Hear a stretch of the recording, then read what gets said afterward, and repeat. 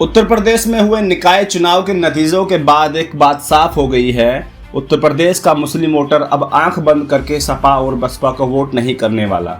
जहां बसपा 2022 के विधानसभा चुनाव में अपनी साख खो चुकी थी, 403 सीटों पर उसका सिर्फ एक विधायक बन पाया था, वो भी उसका खुद का पर्सनल वोट बैंक था, जिसकी वजह से उसको जीत मिली।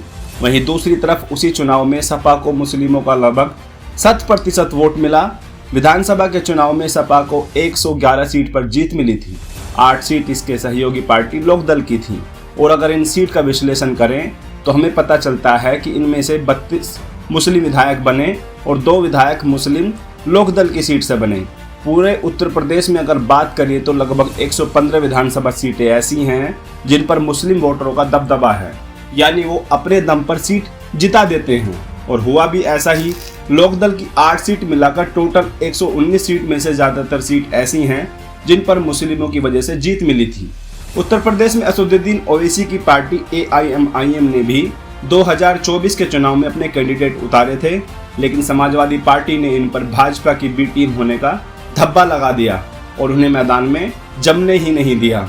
इस इलेक्शन के बाद मुस्लिमों के चहीते और सपा को वोट करने का कारण रहने वाले आजम खान और उनके बेटे अब्दुल्ला खान के साथ जो हुआ और उस पर अखिलेश यादव की चुप्पी ने मुस्लिमों का सपा से मोह भंग कर दिया।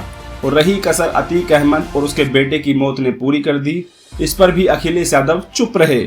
उनकी तरफ से मुस्लिमों को कोई इत्मीनानी बयान नहीं आया। इसी सब का नतीजा है कि इस बार निकाय के चुनाव ने सपा को दूर कर अलग अलग पार्टियों का दामन थामा है। इस इलेक्शन में सपा द्वारा बी टीम कहे जाने वाले AIMIM के सबसे ज्यादा 75 चेयरमैन बने और मेयर के चुनाव में मेरठ में इनका कैंडिडेट अनस दूसरे नंबर पर रहा। AIMIM के अलावा आम आदमी पार्टी को भी मुस्लिमों ने वोट किया और उस पार्टी के चेयरमैन बनाए हैं। यहाँ तक कि मुस्लिमों ने भाजपा के कैंडिडेट को भी वोट किया और जिताया भी, लेकिन बसपा और सपा के पीछे नहीं भागे। भाजपा ने पहली बार अध्यक्ष की सीटों पर मुस्लिम उम्मीदवारों को मैदान में उतारा था और उसके सभी 5 उम्मीदवार सुल्तानपुर, सहारनपुर, संभल, बरेली, मुरादाबाद से जीत हासिल कर चुके हैं। ऐसा नहीं है कि मुस्लिमों ने बसपा और सपा को बिल्कुल वोट नहीं किया। वोट दोनों पार्टियों को मिला है, लेकिन उस संख्या में नहीं मिला जो पहले मिलता था।